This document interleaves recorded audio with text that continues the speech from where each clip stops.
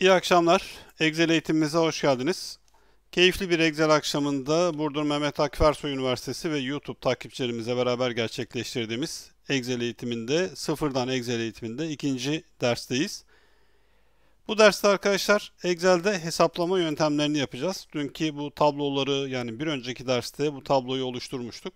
Şimdi burada yüzdeler bulma, maaşın %10'unu, %5'ini bulma, işte örneğin üniversite öğrencileri için not hesaplama gibi işlemleri yapacağız. Sonra da adım adım işi biraz da zorlaştıracağız. Excel ekranlarında çalışırken sevgili arkadaşlar kontrole basıp farenizin tekerleğiyle, mouse'un tekerleğiyle bakın ekranı yakınlaştırıp uzaklaştırmayı yapabilirim. Bunun farklı yolları var. Normalde bu yöntem aslında tüm bilgisayar dünyasında, yani bir örnek vereyim. Facebook ekranında da kontrole basıp bu şekilde hareket ettiğinizde ekran görüntüsü büyür küçülür. Ama isterseniz de şuradan direkt buradan da bunu ayarlamak mümkün. Bu bir alışkanlık. Kimisi bunu kullanır, kimisi burayı kullanır, kimisi de buradaki görünüm sekmesine geldiğinizde buradaki yakınlaştırma, %100'ü yakınlaştırma gibi seçenekleri kullanır. Hepsi de aynı şey. Şimdi Excel'de hesaplama yapmaya başlayalım. Mesela buradan örnek vereyim. %10 diyelim ki şöyle hücreye geldim ve maaşın işte %10'u. Buraya geliyoruz. Şimdi Excel'de sevgili arkadaşlar hesaplamalara başlamak için kullanacağınız işlem işaret eşittir. Shift'e basıp eşittir'e bastığınız zaman direkt eşittir işaretinin geldiğini görürsünüz. Bundan sonra Excel'de hesaplamalar Excel'e deriz ki bundan sonra formül geliyor. Şimdi buraya geldim. Eşittir diyorum. 3600 çarpı 10 bölü 100. Bakın bu birinci hesaplama yöntemi. Baktığınız zaman 360. Tekrar eşittir 3600 çarpı 0,10. Bakın bu da ikinci yöntem. Bu da aynı. Aynı sonucu verir. Eşittir 3600 çarpı 10 yüzde. Yüzdeyi de ters yazdığıma dikkat edin. Bu da aynı sonucu verir. Yani 3 farklı şekilde burada hesaplama yapabiliriz ama en profesyonel kullanım şu şekilde yüzdeyi ters yazmaktır. Çünkü %10, binde 10'la %10'la gibi şeylerde iş karışır. Buradan daha net bunu ayırırız. Yani örnek veriyorum, %25 indirim yapacağımız zaman ya da %25'ini hesaplayacağımız zaman 3600 çarpı 0,25 mi yazacağız? Ya da buraya gelip 2,5 mi yazacağız? Ya da örneğin 0,025 mi yazacağız? Bu tür hesaplamalarda bu hatalara düşmemek için genelde ne yaparız? Direkt 25 şöyle yüzde yazdığınızda 3625 yüzde şeklinde direkt %25'ini hesaplar. Tabi Excel'de bu bir normal hesaplama yöntemi ama bunu aşağı çektiğiniz zaman bekleriz ki şuradakiler de hesaplansın. Bu hesaplanmaz. Çünkü niye? Burada bakın bir sabit sayıyla biz bunu çarptık. Örnek vereyim. Notlarınızdan gidelim. Mesela not 1 diyelim ve final diyelim bakın. Şimdi buraya birinci notunuz 60, finaliniz 85 eşittir 60 çarpı işte 40 yüzde artı 85 çarpı 60 yüzde dediğiniz zaman hesaplama doğru gelir. Ama 60'ı 50 yaptığınız zaman bakın bu hesaplama değişmez. Burada arkadaşlar hesaplamalarda, Excel'de hesaplamalarda kullanacağınız işte parametrik kullanım yapmak daha doğrudur. Yani hücre adreslerini kullanarak işlem yapmak daha doğrudur. Onun için eşittir deriz ve şuradaki hücrenin yani 3600'ün bulunduğu hücreye tıklarım bakın. D4. D sütununda 4. satırdaki değer demek bu. Çarpı 10 yüzde dediğiniz zaman burada gider D4'teki %10'unu hesaplar. Ve işin güzelliği bir tanesini siz hesapladıktan sonra gerisini Excel'e hesaplatabiliriz. Bunu aşağı doğru mouse'un sol butonuyla çektiğinizde buradaki değerlerin %10'u bakın otomatikman hesaplanır. Rakamları binlik basamaklarına ayırmak için şöyle Ctrl Shift artı ünlem. Tekrar bakın, binlik basamaklarına ayırmak için buradaki rakamları kullanırız. Şöyle yapacağız. Burayı seçtim. Ctrl Shift'e bastım. Basılı tuttum. Üst sıradaki 1'e bastığınız zaman bakın, ünleme bastığınız zaman binlik basamaklar otomatikman ayrılır. Tekrar yapıyorum. Buradan girişe geldim. Temizleden tümünü temizle diyelim. Şimdi maaşın örneğin %25'ini bulalım. Bakın buraya geldim. Eşittir diyoruz. Her zaman ilk değerden başlarız sevgili arkadaşlar. Ve dikkat ederseniz ilk değerin karşısından başlıyoruz. Yani buraya gelip şöyle yapıp eşittir deyip D4'teki değer çarpı 25 yüzde şeklinde bir ifadeniz hesaplama açısından doğru olur ama bunu aşağı doğru çektiğinizde bir noktadan sonra bakın yanlış değerler hesaplanmaya başlar. O yüzden bir hesaplama yapacaksak mutlaka değerin karşısına gelip eşittir diyoruz. Buradaki hücre adresi elle yasak da olur. Evet, büyük harf küçük harfin önemi yok. D4 çarpı yıldız, x koymayın sakın, çarpı 25 yüzde, enter'a basıyorum. Geri kalanını otomatik hesaplamak için de ilk değeri hesapladıktan sonra bunun üzerine tıklıyoruz ve şu alt köşedeki doldurma kulpu dediğimiz bölgeye mouse'umuzun sol butonuyla çift tıklıyoruz. Geri kalanını Excel otomatikman hesaplıyor. Toplamını almak istersem de buradan bakın toplama bastığımda direkt bunun toplamını alıyorum. Binlik basamaklarını ayırmak için de Ctrl Shift ünlem tuşlarına bastığımızda da binlik basamaklarına bakın buradan ayırıyoruz. Tamam mı? Herhangi bir yüzde bulmayı böyle yapıyorum. Mesela gelin bunu eşittir diyelim tekrar bakın. D4'teki rakama 500 ekle dediğiniz zaman ne yapar? Buradaki değer 500 olarak eklenir. Yıldız koymamızın nedeni Excel'de çarpı işaretinin x değil, şuradaki yıldız işareti olması arkadaşlar. Buradan yıldızı çarpı olarak kullanıyoruz. Mesela şöyle bir şey bir deneyelim. Kıdemi eşittir kıdem C4 Shift 3 boşluğa basın üssü 2. Ne oldu? Ne demek bu? Bakın kıdemin karesini al. Şöyle yaptığınızda mouse'un sol butonuyla çift tıkladığınızda bakın bir daha yapayım. Eşittir. C4'e ister tıklayın ister elle yazın. Shift 3'e basın. Klavyenizde ve bir şey olduğu gözükmez. Boşluğa bastığınız zaman buradaki üst işareti gelir. 2 dediğiniz zaman normal x kare muhabbeti, yani 2'nin karesi 12'nin karesi şeklinde bu hesaplamayı buradan alırız. Böyle bir hesaplamayı da yapıyoruz. Tamam mıyız? Ben bunları seçtim ve sağ butona basıp sil diyerek buradan değerleri sildim. Şimdi gelin araya iki tane satır ekleyelim ve yeni isimler yazalım. Şöyle burayı seçtim bakın. Araya satır eklemek için yöntem neydi arkadaşlar? Araya yeni bir satır eklemek için nasıl bir yol izliyorduk? Kısa yolunu hatırlayan var mı? Normalde gelip satırın üzerine tıklayıp sağ butona basarak ekle diyerek satır eklemeyi biliyoruz. Bunu herkes kullanıyor ama biz sadece hücre ekleme yapacağız. İki hücreyi seçtim. Shift'e basıyorum. Sağ alt köşeden tutup bunu aşağı doğru çektiğinizde şöyle bakın araya 2 tane satır otomatikman ekleniyor. Şimdi buraya bir ekleme yapalım. Ekrandan gördüğüm ismi yazıyorum. Hanne Naciye diyelim. Bu da örneğin pazarlamada çalışsın. Kıdemi 5 yıl olsun. Maaşı da 6500 olsun. Bakın. Yani Hanne Hanım'ın maaşını Allah yazdırtın. Ne diyelim? 6500 yazacağımıza 65.000 yazdım. Bir de YouTube'dan bir şey seçelim. Buradan da örneğin Savaş. Sadece isim Savaş Kaya'nın sadece ismini yazalım. Bunu da pazarlama bölümüne alalım. Bu da 1 yıldır burada çalışsın. Maaşı da 3985 TL olsun. Bakın hesaplamalar ve parametrik kullanım olduğu için her şey otomatikman değişir. Tablolarda yüzde bulma işlemlerini bu şekilde yapıyoruz. Peki bu yüzdeyi gelin parametrik kullanalım. Bakın buradaki hücreyi D4, D5, D6 gibi.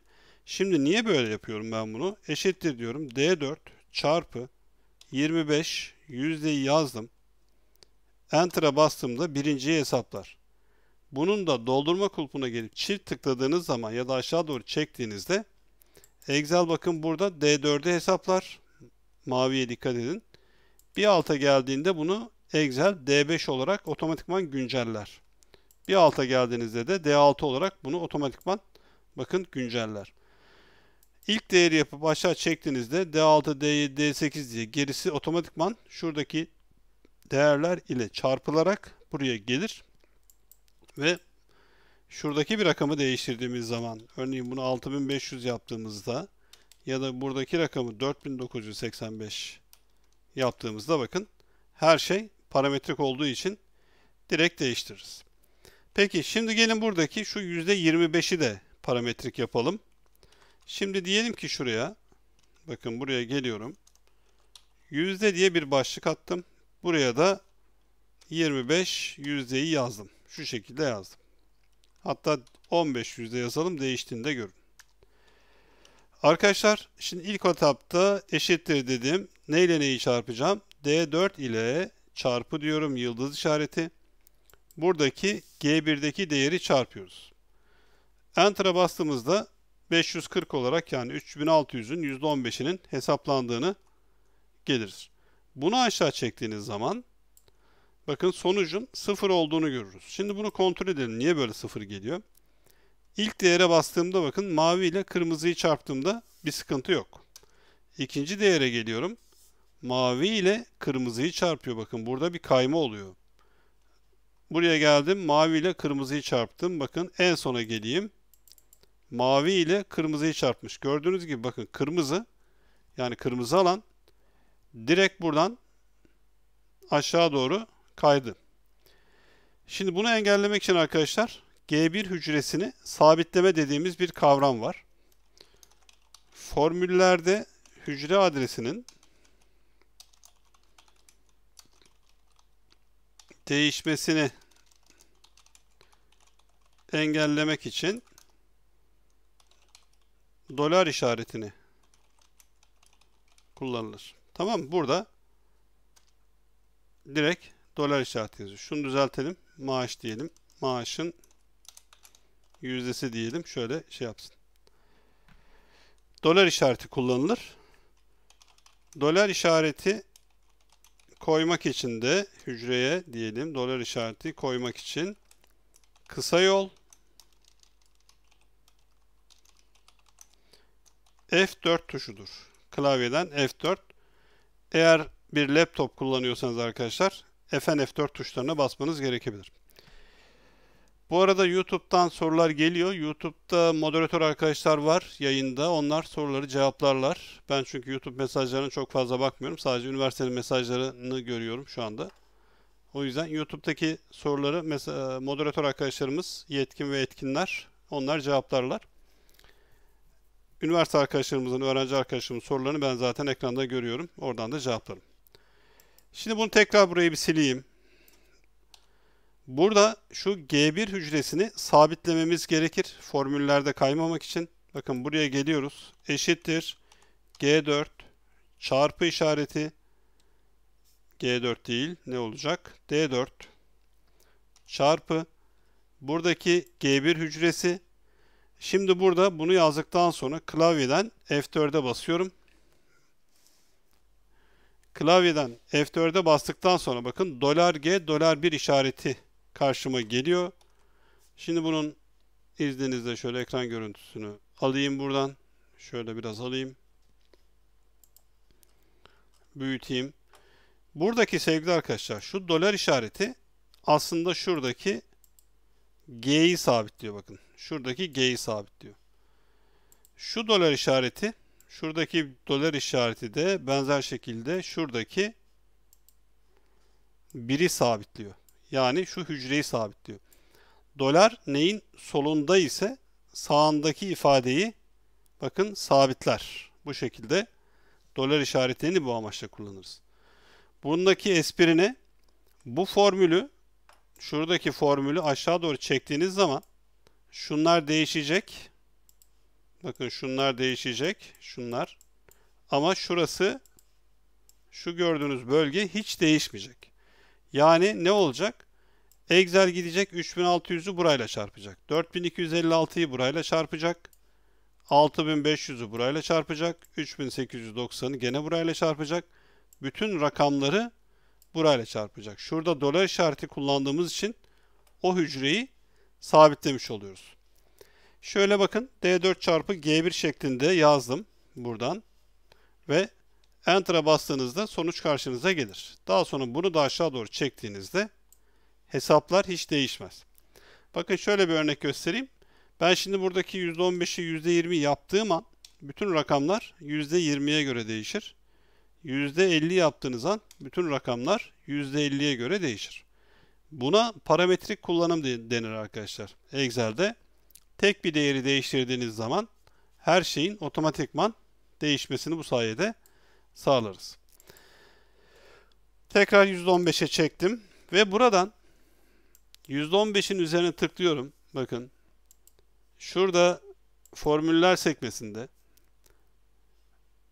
yeni versiyonlarda bağımlıları izle diye karşımıza gelen bir seçenek vardır. Sadece bir bilgi olarak bunu vereyim. Buna bastığınız zaman bakın bu değeri değiştirdiğinizde değişecek hücreler otomatikman bu şekilde işaretlenir. Okları kaldır dediğinizde tekrar buradan görürüz. Yeni versiyonlarda bağımlıları izle olarak değişti bu. Kendi bilgisayarlarınızda etkileyenleri izle şeklinde görüyor olabilirsiniz. Bakın etkileyenler, bir de etkilenenler şeklinde var. Etkilenenleri de izleyi buradan görebiliriz. Burada arkadaşlar okları kaldır diyerek tekrar yapalım. Eğer şuradaki sabitlemede, bakın şöyle yazayım tekrar. G1 diye yazdım. Normal geniş klavye kullanıyorsanız F4'e bastığınızda buna izin verir. Ama laptop kullanıyorsanız Fn tuşu var klavyenizin sol alt köşesinde. Oradan Fn'e basıp F4'e basarak da tekrar dolar işaretlerini buradan getirebiliriz. Herhangi bir yüzde bulma işlemini, bakın bir değerin yüzdesini bulma işlemini bu şekilde arkadaşlar rahatlıkla yapabiliyoruz. Peki şimdi biraz daha ilerleyelim. Şunları seçtim. Temizleyi nereden yapıyorduk? Girişten. Buradan temizle diyorum. Burayı temizledim. Şimdi buraya da diyelim ki toplam alalım. Eşittir diyorum, tekrar bakın. Maaş artı maaşın yüzdesi.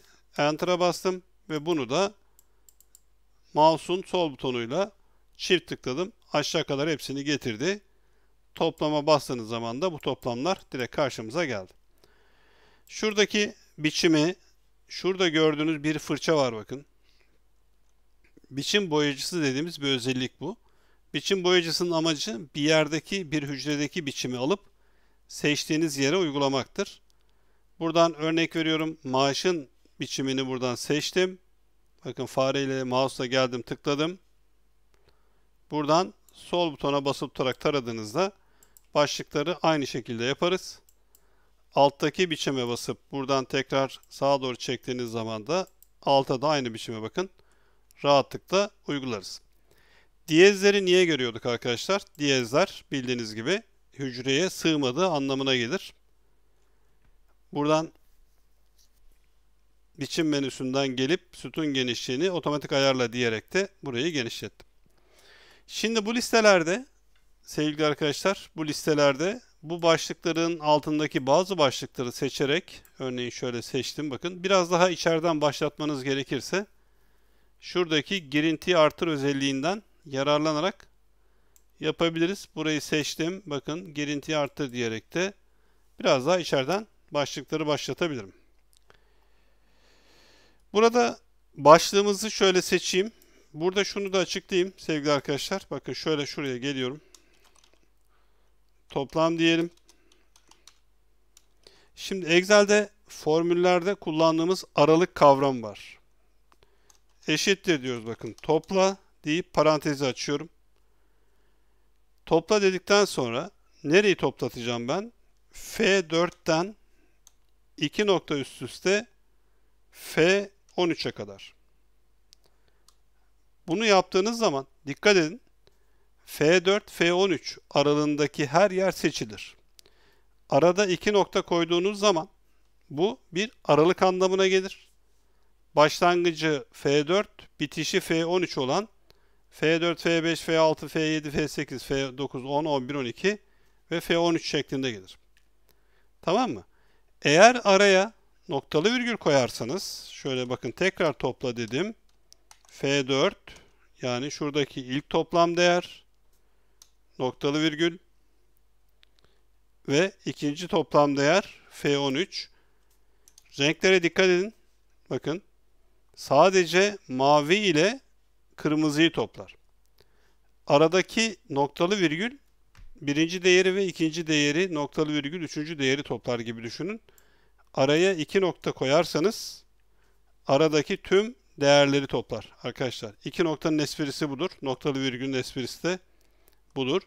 Aralıkları toplatmak istersek bakın noktalı virgülle buradan direkt bunları toplatabilirim. Şu şekilde getirdim. Şuradan da genişliği şöyle ayarlayabilirim. Tamam mıyız? Genelde formüllerde aralıklardaki değerleri buradan toplatırız. Alper Bey'in bir sorusu var. Sıradan birisini yani aradan bir tanesini atlamak istersek şöyle örnek vereyim. Şu ilk değer işte şunu atlayacağız. Şunları şöyle seçeceğiz gibi düşünelim. Bakın. Eşittir topla parantezi açalım. Şu aralığı topla noktalı virgül.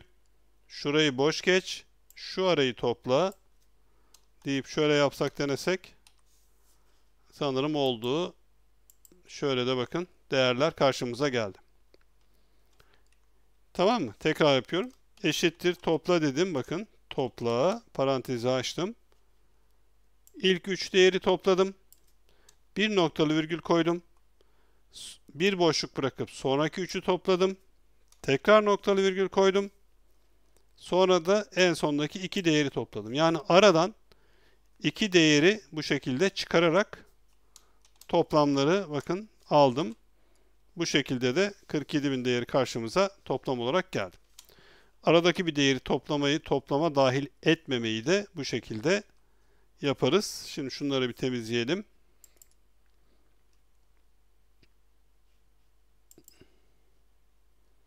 Şuradan tümünü temizle diyelim.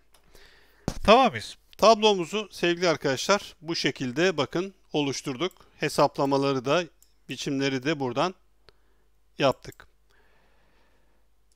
Şimdi şöyle bir örnek yapacağız. Buradan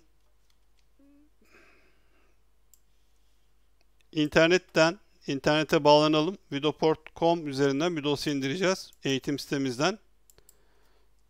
Buradan geliyoruz. Şöyle yukarıya tıklayın. Bakın şurada yukarıya tıklayın.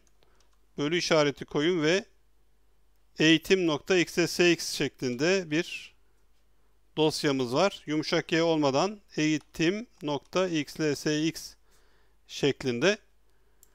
Bunu ben mesaj kısmından da paylaşayım sevgili arkadaşlar sizinle. Aynı şekilde YouTube izleyicilerimiz de böyle paylaşalım. Ve bu dosyayı bir indirelim lütfen bilgisayarımıza. Bu dosya üzerinden dersimize devam edelim. Bu arada mesajı gördünüz. %50 indirim fırsatı var Vidoport eğitimlerinde. Daha sonra bundan bahsedeceğim. Şöyle örnek dosyamızı açalım. Ve bu örnek dosyası üzerinden de ilerleyelim. Şimdi buradan bunu seçtim ve sildim. Bakın elimizde bir temsilci firma 2017-2018 diye bir değerler var. Önce gelin burada şunu bir yapalım. Buradaki tarih sütunumuzu bir silelim. Tarihlerimiz eski kalsınmış. Şu iki başlığımızı düzeltelim. Hata yok bu başlıklarda ama böyle bir tablo yapıyorsanız bu başlıkların sola hizalı olması lazım. Normal tablo mantığında. Ve rakamlarımızı şu şekilde seçiyorum. Şimdi bu rakamları binlik basamaklarına ayırmak için kullandığımız kısa yol neydi arkadaşlar? Bu başlıkları binlik basamaklarına ayırmak için kullandığımız kısa yol neydi arkadaşlar? Nasıl, hangi tuşlara basıyorduk? Çok güzel. Ctrl Shift ünlem. Binlik basamaklarına bastım. Burası seçili iken yukarıdan toplam simgesine bastığınızda bakın buradaki değerler toplam olarak buraya karşımıza gelir. Tamam mıyız? Buradaki toplamları aldık. Peki, şimdi bunu şöyle bir soru sorayım. Bunu YouTube kanalındaki arkadaşlara da soruyorum. Normal bizi üniversiteden izleyen arkadaşlara da soruyorum. Toplam diye buraya bir başlık yazdım. İyi dinleyin sevgili arkadaşlar.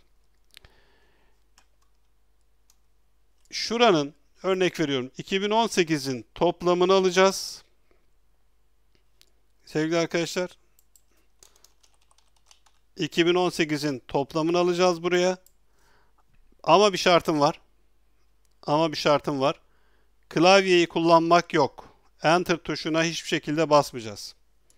Nasıl yaparız? Bilenler bir yazsın bakalım cevabını. Bunu bakın, çoğu kimse farkında olmadığı bir özellik var.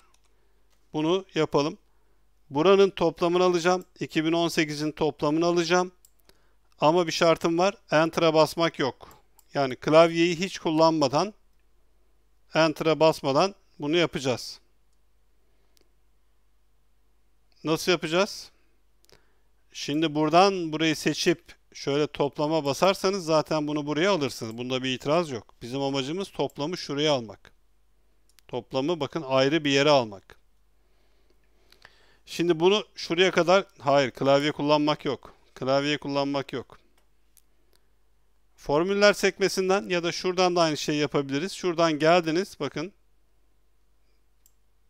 Topla simgesine bastınız. Tamam. Şimdi burayı alıyor. Ben amacım şurayı almak. Burayı tarıyorsunuz. Buraya kadar da okey. Bundan sonra ne yapacağız? Nereye basacağız? Normalde Enter'a basacağız şu şekilde. Toplamı verecek. Ama ben diyorum ki Enter'a basmak yok. Buraya geldikten sonra sevgili arkadaşlar, bakın. Bunu sadece size söyleyeyim. Kimselere söylemeyin. Nereden basarız? Ctrl M'ye basmak yok. Klavye yok. Şöyle baştan göstereyim bunu. Benim elim de eşittir toplaya gidiyor. Gerek yok. Bakın. Şuradan toplam simgesine basıyoruz. Buradaki değerleri şöyle tarıyoruz. Tamam. Burayı toplayacağım diye bunu tarıyorum. Ve sevgili arkadaşlar, tebrikler Şefik Bey. Şuradaki, bakın şurada gir diye bir düğme var. Excel'in Enter tuşu burası. Bu gir düğmesine, onay düğmesine bastığınızda sanki Enter'a basmışsınız gibi direkt buradan yapabiliriz. Ya da bunun örnek vereyim, ortalamasını alacağım. Tekrar buraya oka tıkladım. Ortalamayı seçtim bakın. Rakamları taradım. Tekrar buna bastığınız zaman şu şekliyle o da olur. Ya da şuradaki onay düğmesine bastığınız zaman da o da olur. Murat Bey geç kaldınız. Şefik Bey söyledi. Tamam mıyız? Bu şekilde toplamları alıyoruz. Peki. Şimdi gelelim Excel'de yüzde bulma işlemlerine bakın. Şöyle bir not açıklaması yapayım arkadaşlar. Mesela iki maaş arasındaki yüzdelik değişim. Geçen ay harcadığınız parayla bu ay harcadığınız para arasındaki yüzdelik değişim. İki not arasındaki yüzdelik değişim. Takip ettiğiniz bir ürünün iki fiyatı arasındaki yüzdelik değişim. Bakın bunları nasıl yaparız? Örnek vereyim. Bir ürünü takip ediyorsunuz. Bu ürün işte 20.11'de 156 liraymış. Neydi günün tarihini giren kısa yol? Hadi bakalım ikinci soru. Günün tarihini giren kısa yolumuz neydi arkadaşlar? Hangi tuşa basarsak kısa yolda giriyorduk?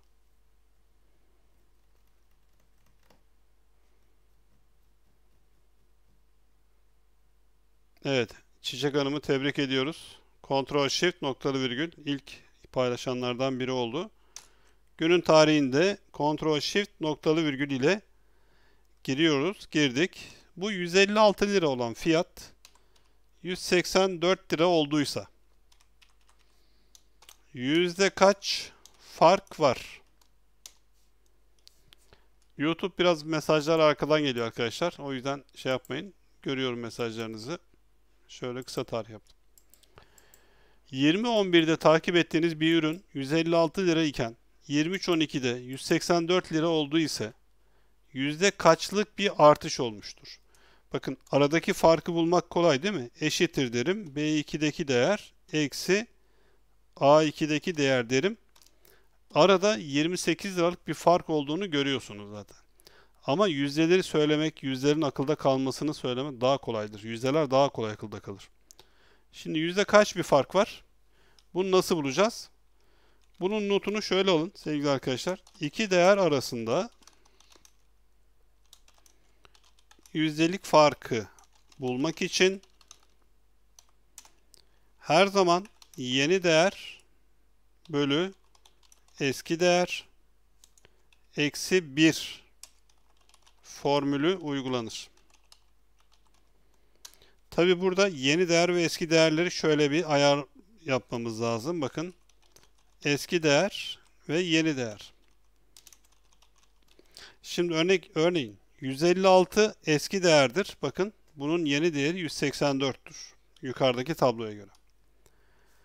Ocak ayı verileri eski bir değerdir. Şubat ayı verileri yeni bir değerdir. Bakın önde giden arkadan gelene bölünür her zaman. Böyle aklınızda kalsın. Eski maaşınız eski bir değerdir. Yeni maaşınız bakın yeni değerdir. 2019 verisi örnek veriyorum. 2019 verileri eski bir değerdir. 2020 verileri yeni bir değerdir. Benzer şekilde 2018 verisi eski bir değerdir. Onun önünde bulunan 2019 verisi de yeni bir değerdir. Tamam mı? Birinci çeyrek eskidir. Örneğin ikinci çeyrek verileri yeni verilerdir. Yani hep öyle. Buradan aklınıza kalsın. Bunu akılda kalmanın en kolay yolu şu. En temizi maaştır. Geçen seneki maaşınızla bu seneki maaşınızın arasında yüzde kaçlık bir artış var. Ya da geçen seneki kiranız ile yeni kira arasında ne kadar bir artış var. Benim kiram 300 lira arttı, 500 lira arttı demek yerine %10'luk bir artış yaptım, %5'lik bir artış yaptım ifadesi daha kolay akılda kalır. Arkadaşlar, çünkü şöyle düşünün. Kiranız 2100, yeni kiranız 2350. Şimdi bakın, eşittir. Yeni değer bölü eski değer, yani yeni kira bölü eski kira eksi 1. Enter'a bastığınızda buradan geldiğinizde %11.90. Çok ilginç bir şey var. Bakın. Eşittir diyelim. Bu değerden de bu değeri çıkardığınız zaman 250 rakamı geliyor. Şimdi bunu söylerken ben kirada 250 lira artış yaptım dediğiniz an bu çok bir rakam gibi gözünüze gelmez. Bakın. Ama kiraya %11.90 zam yaptım dediğiniz zaman enflasyon oranının %10, %9, %8 gibi böyle hesaplar olduğunda otomatikman ne olursunuz? Bakın enflasyonun üstünde bir zam yaptım algısı oluşur. Bir de büyük rakamlarda özellikle yüzdeyi akılda tutmak çok daha kolaydır arkadaşlar. Tamam mıyız? Bu şekilde buluyoruz. Peki şimdi sayfa 2'ye döndüm. 2017 değerini 2019 olarak yapayım. Bunu da 2020 olarak değiştireyim. Şöyle. Şimdi buraya geliyoruz. Yüzde değişim. Bakın yüzde değişim. İki değer arasındaki yüzdelik değişimi yapacağız. Normalde oradaki eksi 1 mantığı arkadaşlar matematiksel bir formülden gelen bir ifade.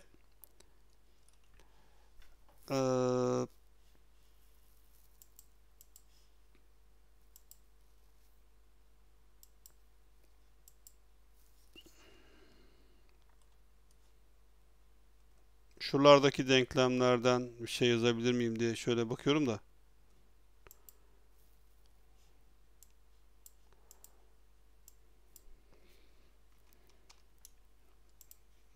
Şimdi şu denklemi bir alayım.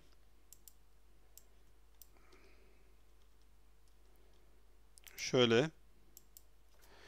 Buradaki formül aslında şunun kısa yolu. C2 yani şöyle.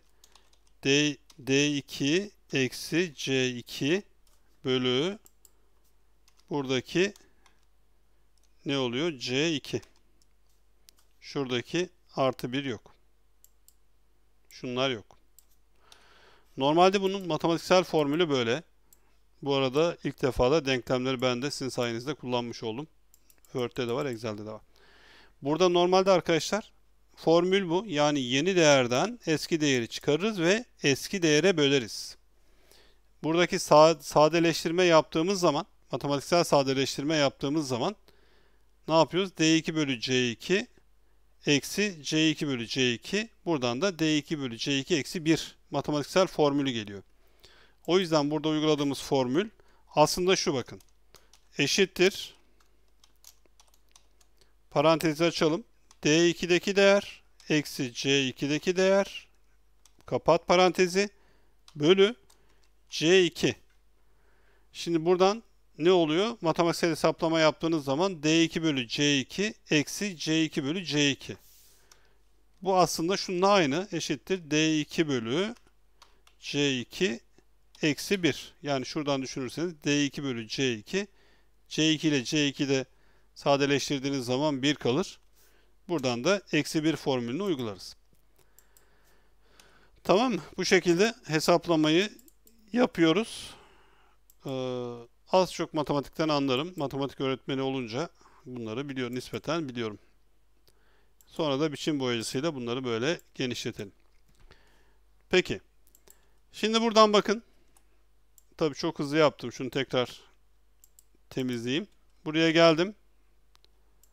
Buraya geliyoruz. Eşittir. D2'deki değer bölü C2'deki değer arkadaşlar. Yani yeni değer bölü eski değer. Eksi 1. Yüzdelik değişimi bize verir. Mouse'un sol butonuyla çift tıkladım. Buradan da gelip buradan yüzdeyi seçip yüzdeye çevirdim. Tabii şunu da aşağı doğru böyle çekiyoruz. Bu değerler geldi. Peki. Şimdi sevgili arkadaşlar, tabloyu görüyorsunuz. Tabloyu görüyorsunuz. Bu tabloda bir görüşünüzü alayım. Eksik olan 3 tane özellik var. Nedir bunlar? Bu tabloda neyi görüyoruz? Rakamları, yüzdeleri. Neyi göremiyoruz? Bu tabloda eksik olanlar neler? Bir yorum yapın bakalım. Neler eksik bu tabloda? Kenarlıkların olması sorun değil. Şerif Hanım'ı tebrik ediyoruz. Şerife Kılıç Arslan. Bir sıralama olması lazım. Bunun eğitimini yarın yapacağız. Başka? Para birimi olmayabilir. Para biriminde çok şey yok. Para birimi olmayabilir. Başka? Toplamlar var aşağıda. Görüntü netleşecektir arkadaşlar. Görüntü ayarlarını değiştirirseniz netleşecektir. Sütunlarda biçimlendirmeye gerek yok. Firma sınıflandırmasına gerek yok. Filtrelemeye gerek yok. Onlar yani çok büyük sorunlar değil.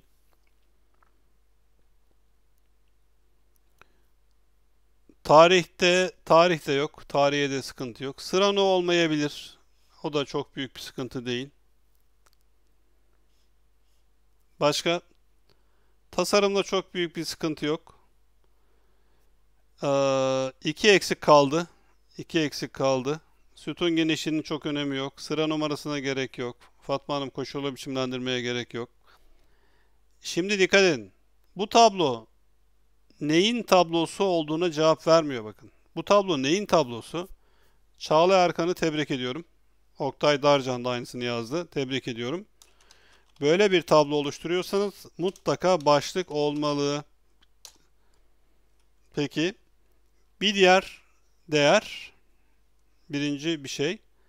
Pivota gerek yok, ortalamaya gerek yok. Toplam değişimi aşağıda var. Şurada gösteriyor.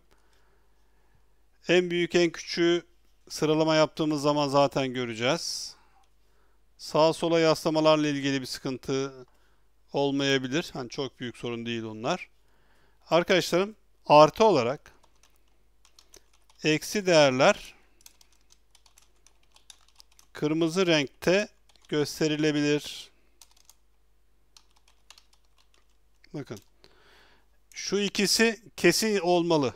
Yani bu tablo sıralanmalı ve başlığı mutlaka olmalı. Şuradaki eksi değerler de kırmızı renk gösterilerek dikkat çekmesi sağlanmalı. Tamam mıyız? Peki. A1 hücresine geliyoruz. Klavyeden sütun ekleme hangi tuşlar sevgili arkadaşlar? Klavyeden sütun eklemek istersek hangi tuşları kullanıyoruz?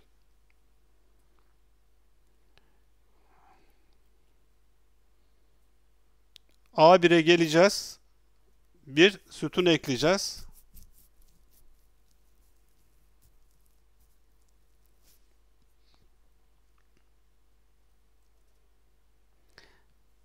Bu yazdıklarınız sevgili arkadaşlar, bu başlığın altına boş bir sütun ekleme. Benim istediğim, gerçi beceremedim, kontrolle yaptım yanlışlıkla. Shift'le seçeyim. Benim istediğim üste bir sütun ekleme. A1 hücresine tıkladıktan sonra bunun çok farklı yöntemleri var. Ekranda arkadaşlar da yazıyorlar. YouTube'daki arkadaşlar da yazıyorlar. Sevgili arkadaşlarım, birinci yöntem, gelin birin üzerine sağ butona basın, ekle deyin. Bakın buraya bir sütunu eklersiniz. Bunun belki 10 tane yöntemi var. Hiç şey değil. En basitlerinden bir tanesi şu. Türkçe Excel kullanıyorsanız alt tuşuna basın. Yani boşluğun solundaki alt tuşuna basalım. E'ye basın ve S'ye basın. Samsun'un S'sine basın. Şimdi bu arada virgül koyduğumuz zaman alta basacağız, elimizi çekeceğiz. E'ye basacağız, elimizi çekeceğiz. S'ye basacağız. Sütun eklenecek. A1 hücresine geldim bakın. Boşluğun solundaki alt tuşuna bir kere basıyorum, parmağımı kaldırıyorum. Yukarıya harfler geldi. E'ye basıyorum ve S'ye bastığımda bakın satır ekleme direkt karşımıza gelir. Bunun çok farklı kontrol artı ile ekleme, kontrol E ile ekleme gibi birçok yolu var ama en basitlerinden bir tanesi de bu. Alta basın, E'ye basın ve S'ye basın. Basılı tutmanıza gerek yok. Tekrar ediyorum bakın, basılı tutmanıza gerek yok. Boşluğun solundaki alta basın, elinizi çekin. E'ye basın ve S'ye basın. Direkt buradan karşımıza gelir. Şimdi buna bir başlık ekleyelim. 2020, 2019 ve 2020 diyelim ki satış değerleri. Ne eksik kaldı? Para birimi. TL, miktar ne olduğu eksik kaldı. Bu şekilde yaptık. Şunu bir deneyelim. Çiçek Hanım'ın yazdığı şeyi bir deneyeyim. Şu başlığı şuradan seçtim. Shift'e bastım. Şöyle yukarı sürükledim. Yok, onu yedik. Olmadı Çiçek Hanım. Olmuyor yani, düşündüğünüz olmadı. Buraya geldim.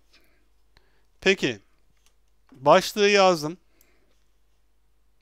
Şimdi buradaki başlığımı A1'den E1'e kadarki aralıkta, yani şuradan A1'den E1'e kadarki aralıkta ortalamak istiyorum sevgili arkadaşlar. Bunu nasıl yapacağım?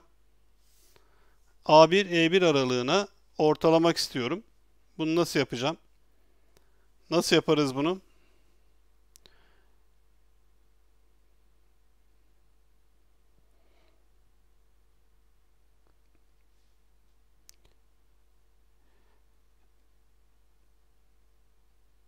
Hücre birleştirme, hizalama, ortalık tıklama gibi buradan geliyor. Bakın.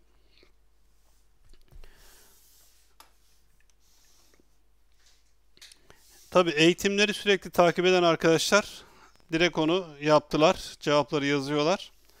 Şimdi sevgili arkadaşlar, burada genel alışkanlığımız, genel Türkiye'deki genel alışkanlık sevgili arkadaşlar, buradaki başlıkları seçtikten sonra birleştir ve ortala düğmesine basmak. Gülün Hanım İngilizcesi Alt, bunun I ve R. Satır eklemenin İngilizce kısa yolu arkadaşlar Alt I R. Tekrar yapıyorum bunu. Şuraya geri aldım. Buradaki başlıklara bakın, seçtikten sonra birleştir ve ortalaya basmaktır. Sevgili arkadaşlarım, sıfırdan Excel'i öğreniyorsanız ya da Excel'i kullanmaya başladıysanız ya da Excel'de profesyonelseniz bu yöntemi kullanmamanızı öneririm.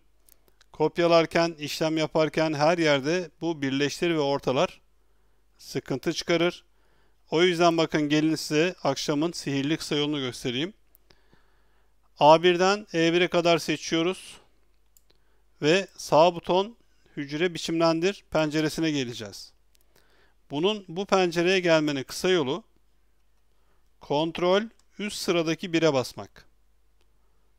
Bakın, kontrol üst sıradaki ünlem işaretinin olduğu şeye direkt gelip buradan bastığınızda hücre biçimlendirme açılır ya da bunu gelin sağ butona basıp hücre biçimlendire geliyoruz. Buraya geldik. Ya da istersek şuradan bakın, hizalamanın altındaki oka tıklama, yazı tipinin altındaki detayları gösterme, sayı grubunun altındaki detaylara bakma. Hepsi de buradan arkadaşlar şu 3 alanda hücre biçimlendirmeyi şuraya basarsanız açar. Tabi ince farklılıklarla dikkat edin bakın. Yazı tipine basınca direkt yazı tipi aktif geliyor. Sayının altındaki değere basınca bakın direkt sayı grubu aktif geliyor. Hizalamanın altındaki düğmeye bastığınız zaman da bakın direkt hizalama aktif geliyor. Kontrol 1'e bastığınız zaman da en son nerede kaldıysanız sanırım orası geliyor. Peki, hizalama sekmesine geçiyoruz. Yatayda genel kısmına tıklayıp seçim arasında ortala ifadesini seçeceğiz. Tamam mı? Öğreniyorsanız bunu bu şekilde öğrenin ve bundan sonra da bu şekilde kullanalım. İngilizcesi Alignment'tan Center Across Selection, yani seçim arasında ortala diyelim. Tamam dediğinizde bakın bunu gene ortalar, gene birleştirir ama şu şekilde gördüğünüz gibi şöyle tek tek istediğiniz gibi işlem yaparsınız. Tamam mıyız? Başlıklarımızı kesinlikle birleştir ortala kullanarak ortalamıyoruz.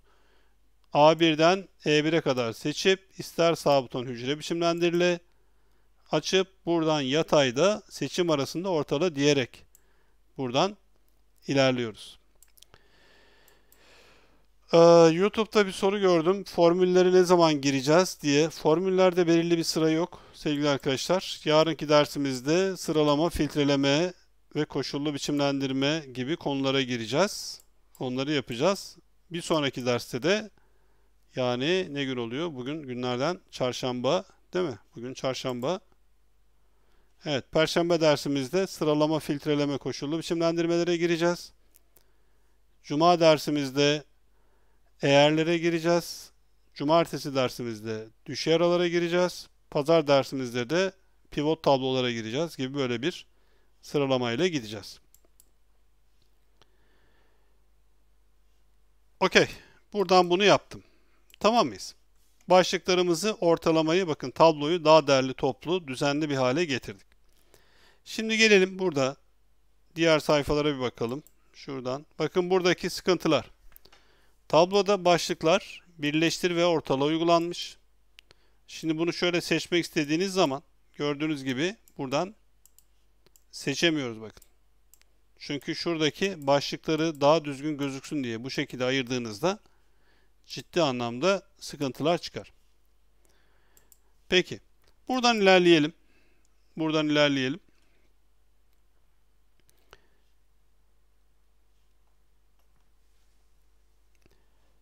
Geçelim sayfa 1'e. Sayfa 1'deki tablomuzda bakın döviz türlerini buradan siliyorum. Buraya geldim. A1 hücresine tıkladım. Alta E'ye ve S'ye bastım. Bir satır ekledim. Buradaki değerlerde arkadaşlar şöyle sütun eklemek için Alt E ve T. Trabzon'un T'si. Türkçelerde. İngilizce ekliyoruz kullanıyorsanız da Alt I ve C. Yani Alt insert kolon. Türkçede de Alt ET. Buraya geliyorum bakın. Alt'a bastım, E'ye bastım, T'ye bastım. Araya direkt bir sütunu ekledim. Geri aldım, bunu sildim. Buradan istediğim gibi işlemleri yaparım. Şimdi Excel'de 2 günde fark ettiyseniz, 2 gündür fark ettiyseniz bakın sayfalarla çalışıyoruz. Sayfa 2, sayfa 10, sayfa 3, sayfa 4 gibi aslında aynı olan, yani her içeriği aynı olan ama içinde sadece verinin değiştiği sayfalarla çalışıyoruz. Bazen de sevgili arkadaşlar bir sayfayı çoğaltmanız gerekebilir. Burada. Buradan sayfaya bakın. Çoğaltmanın farklı yolları olabilir ama en basit yolu belki de şu. Sayfa 2 isminin üzerine gelin. Kontrole basın. Farenizin, mouse'unuzun sol butonuna basıp sağa doğru çekin. Bakın işaretçi gelecektir. Buna dikkat edin. Şu şekli görün. Bıraktığınız zaman sayfa 2.2 diye bunun bir kopyasını birebir almış olursunuz. Tekrar yapıyorum. Bunu buradan bakın geldim. Sayfa 2'de kontrole bastım. Basılı tuttum. Mouse'un sol butonuyla sağa doğru çektim ve bıraktım. Bu şekilde sayfayı kopyaladım. 2 kısa yolla bitireceğim. Dersi bitirelim. 2 kısa yolda dersi bitireyim. Şöyle tabloyu eski haline geldim.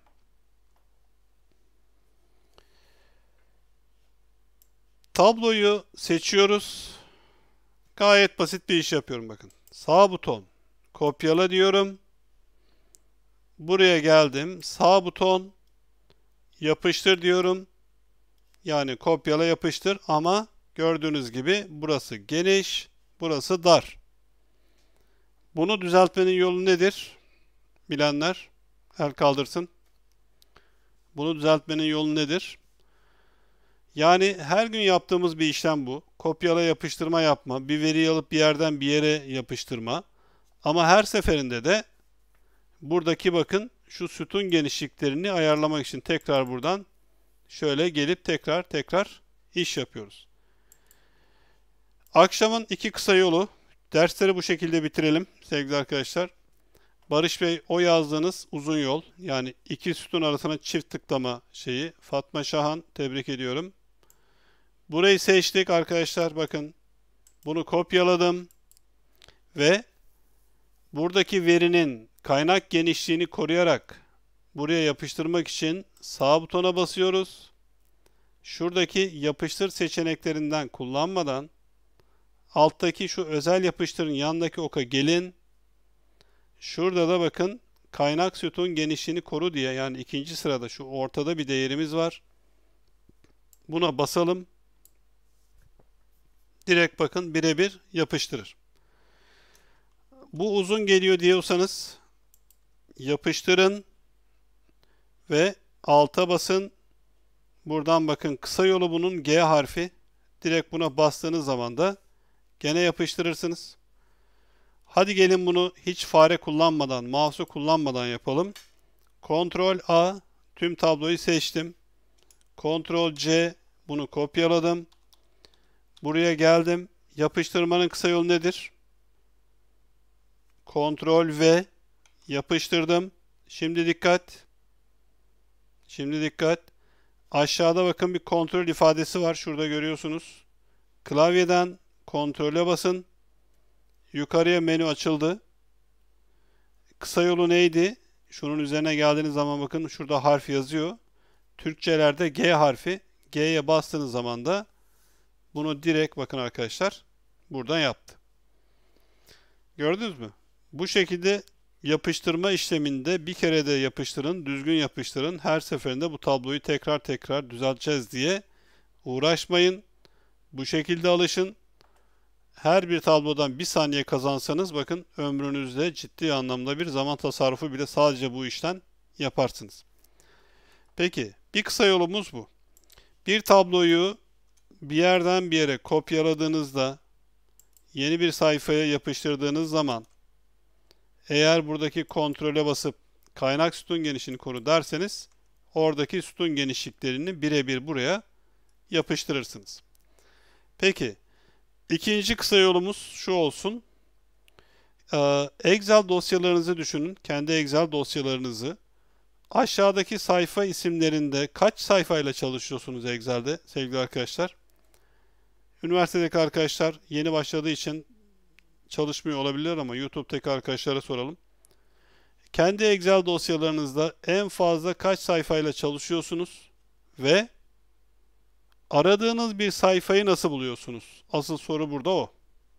Aradığınız bir sayfayı, şurada aradığımız bir sayfayı nasıl buluyoruz? Nasıl buluyorsunuz aradığınız bir sayfayı? Bunun bakın en kolay yolu şu. Bunun en kolay yolu şu arkadaşlar. Aşağıda sayfa isimlerini direkt arama yoluyla bulduğumuz bir yer yok. Ama şu sol tarafta gördüğünüz oklar var. Bu soldaki okların üzerine gelip sağ butona bastığınızda sayfa listesi açılır. Buradan da istediğiniz sayfayı seçip tamam dediğinizde o sayfaya otomatikman gidersiniz. Bakın şu en solda oklar var. Aşağı tarafta. Bu aşağı taraftaki okların sağ butonuna basıp istediğiniz sayfaya çift tıkladığınız zaman o sayfaya otomatikman gideriz. Tamam mı? Bu şekilde iki kısa yolla bugünlük dersi bitirelim. Bir saate yaklaştık. Tam 59 dakikayı geçtik. Çok çabuk geçti zaman. Ne çabuk başladık, ne çabuk bitirdik. Bu akşamlık bitiriyoruz sevgili arkadaşlar. Yarın akşam bu sayfa 2 örneğimizin üzerinden yüzdelik değişimi bulduk. Yüzdelik dağılımı bulacağız ve sıralamalar, filtrelemelerle ilgili işlemler üzerinde çalışacağız. Zaman çabuk geçti, evet. Bir saati hemen doldurduk. Teşekkür ediyorum katıldığınız için sevgili arkadaşlar. Yarın akşam 9'da tekrar başlıyoruz. Sıralama, filtreleme, koşullu biçimlendirme ve veri doğrulama özelliklerini çalışacağız. Her biri 15'er dakikadan 4 konu. Araya da yüzdelik değişimi, yüzdelik dağılımı tekrar bunları tekrar ederek sığdıracağız. Hepinize iyi akşamlar diliyorum. Sevgili arkadaşlar, üniversitenin yayınını sonlandıracağım. Üniversite dersimizi bitirdik. YouTube kanalındaki arkadaşlarla da bir sorularına bakayım, sorularını cevaplayayım. Oradan da yayını sonlandıracağım. Üniversite yayınını sonlandırıyorum. Yarın akşam 9'da tekrar kaldığımız yerden görüşüyoruz sevgili arkadaşlar. YouTube yayınımız devam edecek. Tabii önce şu üniversiteyi sonlandırmayı becerebilirsem. Buradan sonlandırdım. Evet, üniversiteyi sonlandırdım. YouTube'daki sorularınızı nispeten gördüm ama arkadaşlarım cevapladı diye hatırlıyorum. Görüyorum.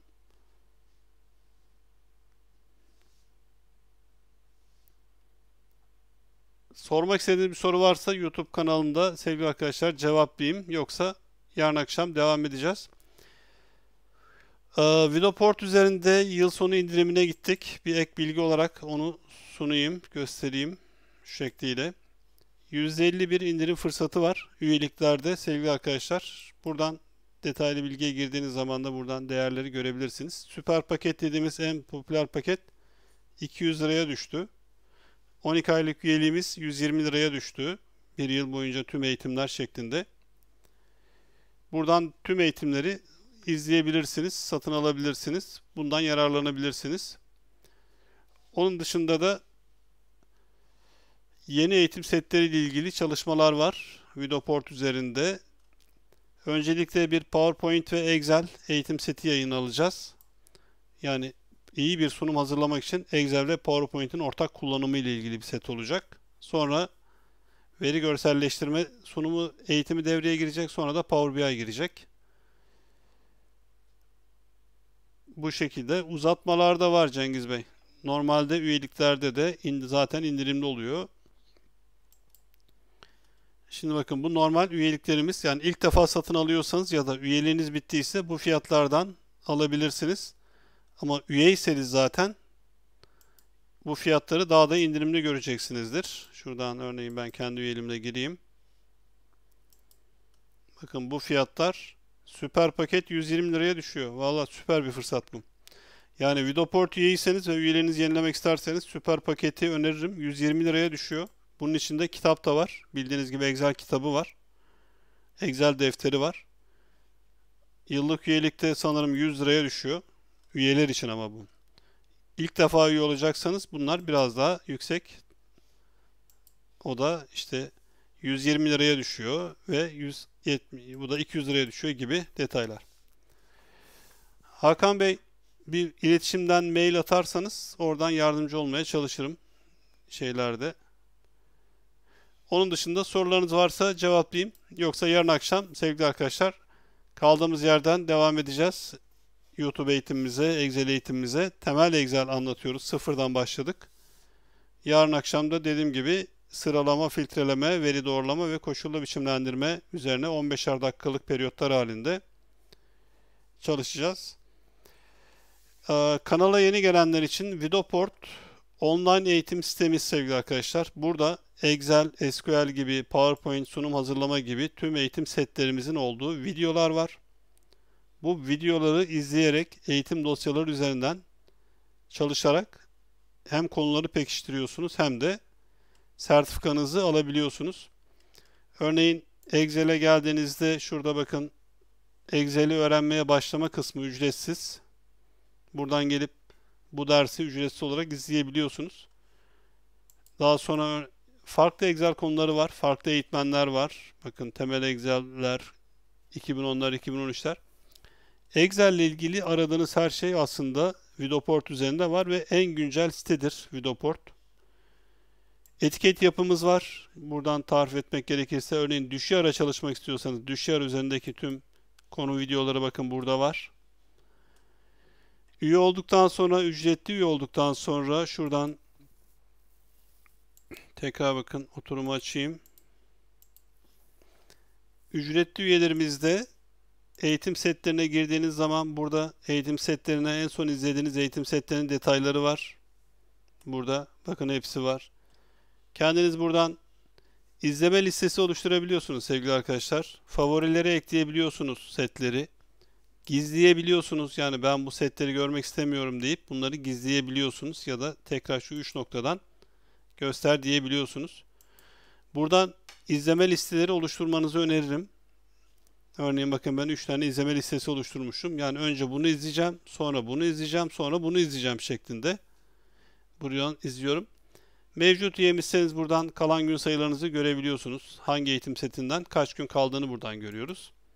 Ya da şuradan adınızın üzerine gelip buradan örneğin eğitimlerim, sertifikalarım ya da şu isminizin üzerine geldiğinde buradan da sertifikalarınızı, hangi sertifikaları hangi tarihte aldığınızı gibi detayları, sertifika numaralarınızı ya da şuradan bunu direkt paylaşma, işte bilgisayarınıza kaydetme gibi tüm eğitimler var. Vidoport benim de eğitmen olarak yer aldığım bir site. Türkiye'deki en kaliteli eğitmenler bunlar. Farklı konularda farklı eğitim setlerimiz var. Buradan yararlanabilirsiniz. Zaten YouTube kanalını takip eden arkadaşlar da bu site hakkında nispeten bilgileri var. Üyeleri var. Bu dersler, yaptığımız dersler pazar akşamına kadar sürecek sevgili arkadaşlar. Her akşam 9'da 1 saat şeklinde yapacağız. Temel Excel sıfırdan başladık. Adım adım ileriye doğru gideceğiz. Her gün farklı bir konu olacak. Bir sonraki günün konusunu yarına işte bugün yarınki konuyu söyledim. Yarın da öbürkü konuyu söyleyeceğim gibi buradan geliyor. Hasan Bey teşekkür ederim. Evet, Vidoport anlatılmaz yaşanır. Taner Bey teşekkür ederim. Nasır Bey, veri analizi Excel'de yapılabilir, kullanılabilir. Murat Bey, Murat Koçoğlu, sorularınızı arkadaşlar Facebook grubumuz var. YouTube kanalımızdan ayrı olarak. Orada sorabilirsiniz. Excel Eğitim Paylaşım diye bir grubumuz var. Orada sorabilirsiniz. Arkadaşlarımız oradan Excel ile ilgili, Word ile ilgili, PowerPoint ile ilgili sorularınızı ayrıca cevaplıyorlar.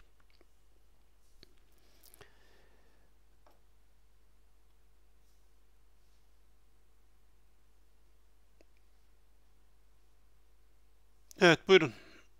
Yayınımız arkadaşlar, konu anlatmayacağım. Sadece sorularınızı cevaplıyorum. Murat Bey bakın şeyi paylaştı. Facebook grubumuzu. Buraya üye olup buradan sorabilirsiniz. Ee, YouTube kanalına abone değilseniz lütfen abone olun. Bildirimleri de açın. Canlı yayın derslerimiz oluyor bu pandemi sürecinde. Akşamları 9'da pandemide ders yapıyoruz. Excel olur, PowerPoint olur, Word olur. Onunla ilgili dersler yapıyoruz arkadaşlar. Lütfen kanala abone olun ve bildirimleri açın. Oradan direkt yardımcı olmaya çalışırım.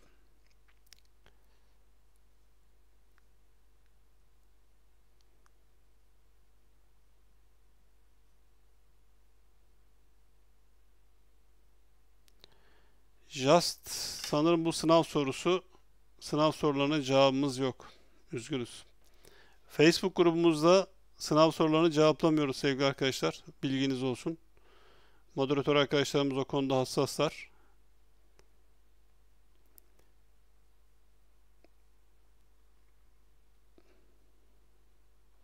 Murat Bey, bu sorunuzu Facebook grubumuza sorarsanız yukarıda Murat Kaya Bey paylaştı. Oradan arkadaşlarımız bakıp daha cevaplar verirler.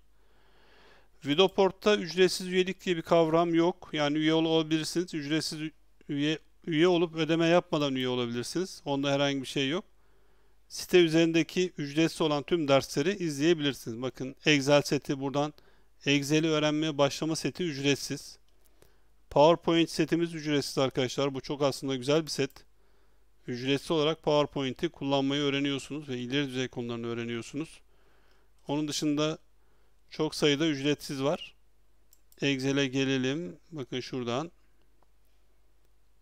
Ücretli de örneğin ücretsiz seçtiğiniz zaman ücretli Excel derslerimiz bakın burada var. Bunlar ücretsiz olarak var. Gibi ücretsiz dersler ara ara var.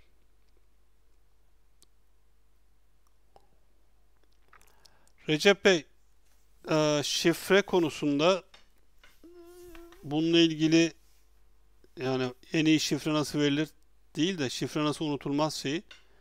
Şifreyi ne kadar uzun ve karışık verirseniz o şekilde yapılabilir ama %100 garantisi değil. Garanti diye bir şey yok. Yani her şifre kırılır arkadaşlar. Bugün NASA hackleniyor. NASA'nın şifreleri kırılıyor. Buradan yapabilirsin. Yani kırılabilir ama mümkün olduğu kadar karmaşık. Yani işte shift, altı, ünlem, yüzde, artı, eksi gibi böyle karışık şeyler kurarsanız ne kadar karışık olursa o kadar zor kırılır. Öyle söyleyeyim. Videoport'a üye olduğunuz zaman tabii ki 7/24 internetten canlı izleyebilirsiniz. Bu arada şunu da söyleyeyim sevgili arkadaşlarım. Videoport üzerinden Videoport ücretli üyelerine özel canlı yayınlara başlayacağız. Bunu 2021'de başlıyoruz Ocak ayı içinde. Ocak ayı içinde haftanın belirli günleri, örnek veriyorum işte 8-9 arası gibi Videoport üyelerine özel sadece Zoom platformu üzerinden canlı yayınlara başlayacağız. Orada da buna benzer workshoplar yapacağız. Yani bir gün Excel çalışacağız, bir gün ben çalışacağım, bir gün başka bir arkadaş çalışacak. Onu 2021'de devreye alacağız. Bu yayın normalde akşamları yapıyoruz. Benim eğitim programıma ve seyahat programına göre ama bu yayın pazar akşamına kadar kesintisiz sürecek. Her akşam 9'da canlı yayın yapacağız. Haftaya da sanırım gene 9'da devam ederiz diye düşünüyorum. İndirme yok Emir Bey, Emircan Bey. İndirme yapmıyoruz. Islak imzalı sertifikalarınızı alabilirsiniz. Evet.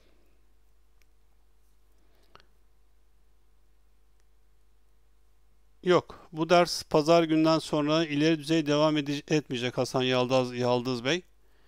Ama normalde bizim akşamları işlediğimiz dersler ileri düzey Excel konularını kapsıyor zaten. Bazen bütün katılımcılarla beraber hep beraber beyinleri yakıyoruz. Beyinleri yakıyoruz. Çok zor konularla uğraşıyoruz. Bazen de çözemiyoruz zaten. Sonra onu arkadaşlarımız çözüyorlar. Okey. Bu şekliyle bitirelim isterseniz. Burdur'dan selamlar. Burdur Şeker Fabrikası'na bekleriz. İnşallah Harun Bey. Memleketimiz Burdur. Burdur'u severiz. Cengiz Bey, YouTube'daki katıl butonunu aktif etme şeyini ben de düşündüm. Yani birkaç Mustafa Polat Bey aktif hale getirdi ama çok da açıkçası uygun görmedim. Yani kendi değerlendirmemizde Vidoport zaten ücretli bir platform. Yani oraya üye olmak çok daha akıl kârı bir iş. YouTube'a aylık 10 liradan 120 lira vereceğinize Vidoport'a bir yıllık 120 lira verin. Buradaki 3000 videoya erişin gibi. O yüzden biraz onu YouTube'u katıl değil de Vidoport'a yönlendirme daha uygun gibi geliyor. Yani benim kendi karakterim kendi düşüncelerim açısından o şekliyle.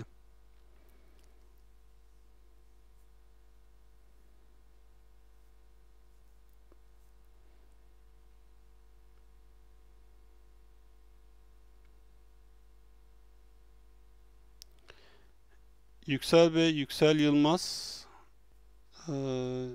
dördüncü hücreyi atlayıp yapıştıramıyorum. Bu filtreleme yaptığınız zaman mı kastediyorsunuz onu? Yüksel Yılmaz. O en büyük sıkıntıdır. Yani bir yerdeki veriyi filtreleyip kopyalayıp başka bir yerdeki filtreli bir alana yapıştırmak çok kolay değil. Çok kolay değil. Excel'de o yok. Yani yapılıyor da farklı şekillerle yapılıyor. Ne güzel Hayrettin Bey, ne güzel. Winter 1. Bitirmeyelim, sabaha kadar konuşuruz. Sıkıntı yok. Katıl butonu YouTube'daki aslında kurumları, YouTube'daki YouTuber'ları destekleyen bir şey. Yani örnek veriyorum, takip ettiğiniz bir gazeteciyi, takip ettiğiniz bir programı, takip ettiğiniz bir kişiyi katıl butonu sayesinde bir nevi maddi yönden destekliyorsunuz. Yaptığınız şey o. Ama bende Vidoport benzeri bir platform olduğu için bunu daha çok Vidoport üzerine yönlendirmeyi tercih ediyoruz açıkçası. Kırgızistan'a selamlar. İnşallah bir gün dersi de Kırgızistan'dan yaparız ya da Azerbaycan'dan yaparız. O taraflardan takibini yaparız.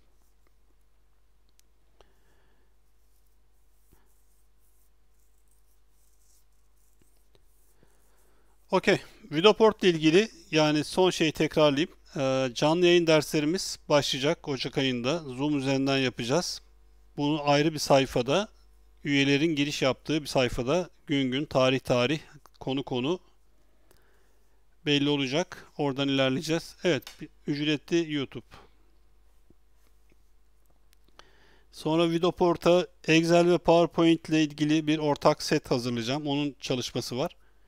Yani PowerPoint kullanıyorsanız iyi bir Excel kullanıcısı olmanız lazım. Onunla ilgili bir hem Excel'i hem PowerPoint'i ortak kullandığımız bir örnek set hazırlayacağım. Onun çalışması var. Daha sonra da veri görselleştirme ile ilgili bir set olacak. Daha sonra da Power BI seti ekleyeceğiz sisteme. Sanırım bu 3 seti de Nisan ayına kadar hepsini yapmış oluruz. Halis Bey, Vidoport üzerindeki canlı yayınların tarihleri, konuları ve hepsi belli olacak ve yayınlanacak bunlar. Üye girişi yaptığınızda canlı yayın derslerinde görebileceksiniz. Canlı yayınlar kaydedilecek ve ayrı bir set olarak da tekrar üyelerin hizmetine açılacak. Oradan takibini yapabilecek üyelerimiz. Yani Vidoport'ta üye olup çok iyi noktaya gelen arkadaşlarımız var. O yüzden Vidoport'u öneririm. İstediğiniz zaman, istediğiniz yerden eğitimlere bağlanıp çalışabilirsiniz. Oradan ilerleyebilirsiniz. Şefik Bey, tetikleyicileri çalışalım bir ara. Tetikleyicilerde takılmışsınız. Aslında çok basit bir şey ama çok da ben de ilk başta anlamadım. Sonradan mantığını anlayınca kolay.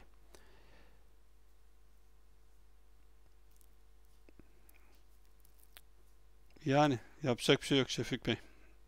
Grubumuzun egzercisi Sultan Hanım. Ben bile ondan bakıp bazen ben de böyle bir şeyler yapalım dedim oluyor. O yüzden grubu hep beraber grupta tamamlıyoruz birbirimizi.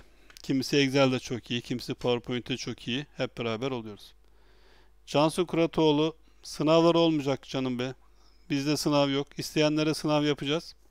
Hatta bir gün gelin şöyle yapalım. Vidoport üzerinde şu aşağıda online Excel sınavı var. Bir canlı yayında online Excel sınavı yapalım. Hep beraber. Bir sonuçları da paylaşalım. Görelim. Bir bakalım nasıl olacak, kim ne alacak. Excel kitabını sevgili arkadaşlar Vidoport üzerinden temin edebilirsiniz. Şurada kitaplar kısmında Vidoport üzerinden satın alma yapabilirsiniz.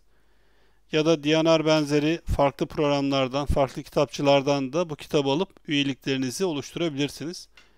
Vidoport'tan ne farkı var derseniz, Vidoport üyeliğinin üzerinden aldığınızda bir indirim yok. 5 lira bir indirim var. Ama kargo dahil fiyat bu. Bir de kitap adınıza imzalı gelir. Oradan imzalı bir kitabınız olur. Yani kitaplığınızı düşünün. Kaç tane yazardan imzalı kitabınız var. Buradan görürüz. Şefik Bey, en iyi en kötü diye bir kavram koymayalım. Yani hepimiz iyiyiz, hepimiz kötüyüz. Öyle söyleyelim. Hep beraber, bugün Burhan Bey de aynı şeyi yazmış. Gelişiyorsak hep beraber gelişelim. Toplum olarak gelişelim. Bireysel gelişmeyelim. Hep beraber gelişiyoruz. Bu biraz zamanla alakalı, vakit ayırmayla alakalı, tecrübeyle alakalı şeyler. Zamanla zaten düşüne düşüne bir noktadan sonra çok basit hale getirebiliyorsunuz. Oradan görebiliyoruz. Yani o yüzden hepimiz iyiyiz, hepimiz kötüyüz. İyiysek hep beraber iyiyiz, kötüysek hep beraber kötüyüz. Yani tüm YouTube'daki arkadaşlar için de bunu söyleyebilirim yani. Hep beraber iyi olalım. Herkes Excel'i iyi kullansın. Amacımız burada, dün de söylediğim gibi, zaman kazanmak. Yani zamanımızı Excel'de boşuna harcamamak. Uzun yoldan yaptığımız işleri kısa yoldan yapmak. Olay bu. Peki Winter 1 yapmayalım o zaman, sizi kırmayalım. Yani hep beraber destek çıkıyoruz. Pınar Hanım, metinsel işlevler Vidoport üzerinde var. Oradan takip edebilirsiniz. Ayrı bir set, metinsel işlevlerin anlatıldığı setler. O setleri ayırdık Vidoport üzerinde ki buradan Excel'e geldiğiniz zaman Excel eğitim setlerinde, şuradan eğitmenden de ben örneğin kendimi seçeyim. Bakın. İşte kısa yollar, püf noktalar setimiz var. Excel öğrenmeye bakın. Bu finansal işlevler, düşey ara kullanımı, pivot tablolar. Bu 2013 versiyonu için koşullu biçimlendirmeler. A'dan Z'ye ileri Excel. Daha çok üzerinde durduğumuz grafikler, uzmanlıklar, dashboard rapor oluşturmalar. Buradan da bakın matematiksel işlevler, ortak kullanımlar, mantıksallar, tarih saatler. Hepsi burada. Ayrı ayrı setler. Buradaki sevgili arkadaşlar, en büyük sıkıntı şu oluyor. Yani nereden başlayacağız? Bu kadar çok set var. Şimdi üye girişi yaptığınız an ya da buradan bir seti satın aldığınız zaman nereden başlayacağız? Burada şeyde kalıyorsunuz. Hani kişi zorlanıyor. O yüzden burada şöyle bir şey yaptım. Nereden başlamalısınız diye bir başlık koydum. Burada da öğrenme yollarını 2021'de devreye alacağız Vidoport üzerinde, ama bakın burada Vidoport üzerindeki eğitimlere nereden başlamalısınız? Yani gittiniz, siteye üye oldunuz. Tamam, satın aldınız. Karşınıza bir anda 70 tane set açıldı. 3000 tane video açıldı. Sevgili arkadaşlarım, bu başlığa tıkladığınız zaman, şuradaki nereden başlamalısınız başlığına tıkladığınız zaman karşınıza gelen yerde bakın. Şurada açıklıyorum. Excel'i yeni öğreniyorsanız, bakın sıfırdan Excel'i yeni öğreniyorsanız ya da az çok Excel'i biliyorsanız şu sırayı takip edebilirsiniz. Bu setten başlayın, bunu izleyin, bunları izleyin. Bu sizi çok iyi bir noktaya getirir. Eğer Excel'de biraz deneyiminiz varsa, yani Excel'i günlük hayatta kullanıyorsanız, çalışıyorsanız, bakın buradan, o zaman bu sırayı izleyin. Bakın direkt ileri düzeyden başlayın, şunları tamamlayın ve çok iyi bir noktaya gelirsiniz. Bunları bitirdikten sonra. Eğer Excel'de uzman düzeyine çıkmak istiyorsanız, yani şirkette herkes gelsin size Excel ile ilgili soru sorsun ya da istediğiniz her şeyi yapalım dediğiniz zaman da buradan başlayın. Bu sırayı ilerleyin. Ve buradan da bakın çok iyi bir noktaya gelirsiniz. Bu kursları ne kadar tamamlamak sürer? Bu size bağlı. Sertifikalı alabiliyorsunuz. Ücretsiz olarak da bu setleri izleyebiliyorsunuz. Bakın bunlar, şunları öğrenebilirsiniz gibi bir yazı var. Bu yazıdan da istediğiniz zaman buradan direkt yararlanabiliyoruz. Tamam mı? Bu arada LinkedIn kullanıyorsanız da sevgili arkadaşlar, LinkedIn'de de Ömer Bağcı olarak eklerseniz oradan da şey yaparız. Olcay Çelik'in de, bu da Power BI eğitmeni bir arkadaşımız. Power BI eğitimleri veriyor. Bununla da belki iletişime geçeriz. Tamam mı? Yani Vidoport aslında Excel'i öğrenmek için, Word'ü öğrenmek için, PowerPoint'i öğrenmek için, SQL öğrenmek için oldukça güzel bir site, güncel bir site. Türkiye'deki belki de en güncel site.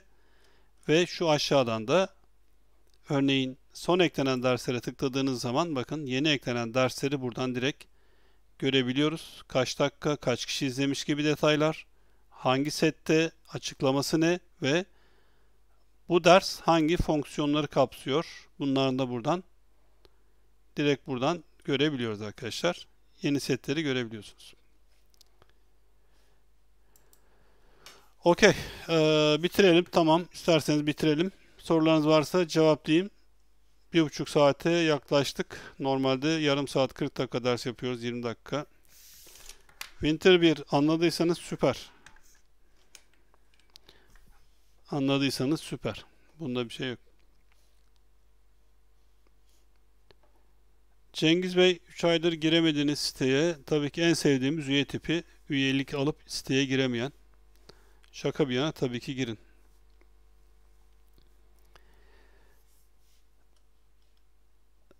Bunun dışında herhangi bir şey arkadaşlar. İyi akşamlar diliyorum. Hadi bitirelim. Saat 10.30 oldu. Biraz Excel çalışalım. Yarın PowerPoint dersimiz var. O setle ilgili biraz hazırlık yapacağım. Winter 1, daha 14 yaşındaysan ne güzel. Bol bol kitap oku. Daha çok şey kazanırsınız. Peki, iyi akşamlar diliyorum arkadaşlar. 1,5 saati doldurduk neredeyse. Hüseyin Bey, tekrar bir mail atın da ya da grupta paylaşın isterseniz. Facebook grubunda. Neydi sorunuz hatırlamadım onu da. Yani Facebook grubumuzda bir paylaşın. Oradaki arkadaşlarımız baksınlar. Oradan cevaplayalım. Bana gelen soruları çünkü direkt Facebook grubuna yönlendirmeye başladım. Oradaki arkadaşlar daha rahat cevap verdikleri için ve farklı bakış açıları da sağladıkları için hep beraber birleşince bir Excel'ci yapıyoruz. Öyle söyleyeyim. Herkesin bilgisini birleştirince bir Excel'ci oluyoruz. Hepinize iyi akşamlar. Sevgiyle, saygıyla kalın.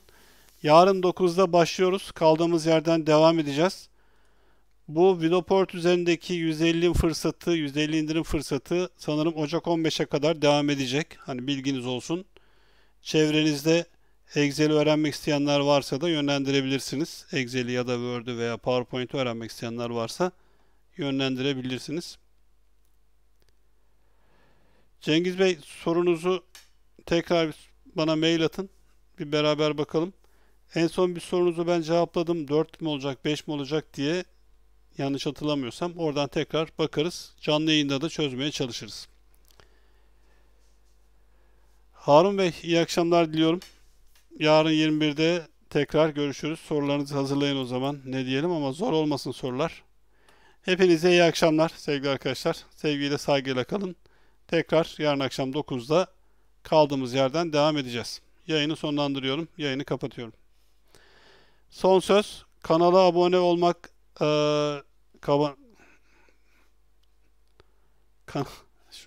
en son mesajı görünce dikkatim dağıldı da. Kanala abone olabilirsiniz lütfen. Kanala abone değilseniz abone ol butonuna basın. Bir de bildirimleri aktif hale getirelim. Yarın akşam tekrar 9'da kaldığımız yerden devam edeceğiz. İyi akşamlar diliyorum. Yayını sonlandırıyorum.